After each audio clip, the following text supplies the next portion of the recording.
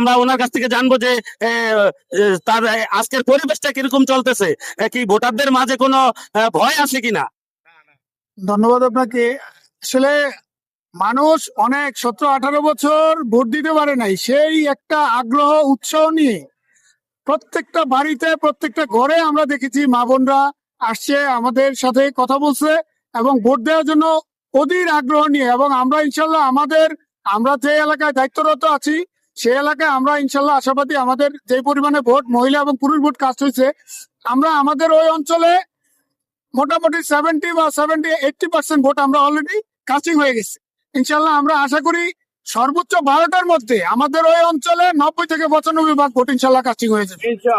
ইনশাল্লাহ আমরা দেখলাম কেন্দ্রের ভিতরে অনেক সিরিয়াল, ভোটারদের সিরিয়াল। আপনি এটা কি মনে করতেছেন, কি ভোটার বেশি আসার কারণে এই সিরিয়াল, নাকি ভোট কেন্দ্রে ভোট দিতে দেরি হচ্ছে, আপনি কি মনে করছেন?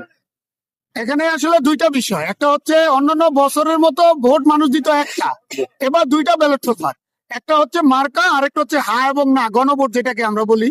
তো এই দুইটা ভোট দিতে যাওয়ার কোনো স্বভাবত কারণে দুইটা সময়, একটা ভোট দিতে যে সময় লাগে দুইটা ভোট দিতে গিয়ে ডাবল সময় লাগে, এটা হচ্ছে একটা বিষয়।